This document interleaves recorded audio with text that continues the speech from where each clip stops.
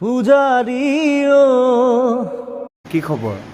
আজি 20 জুন, আজি কলাগুৰু বিষ্ণুপ্ৰসাদ ৰাভাৰ মৃত্যু তিথি আৰু এই দিনটোতে আজি ৰাভা দিৱস হিচাপে পালন কৰা হয়।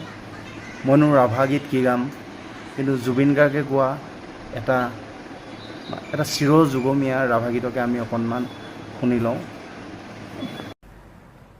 পূজাৰী পূজাৰী সুন্দৰ পূজাৰী, সুন্দৰ পূজাৰী, সুন্দৰ পূজাৰী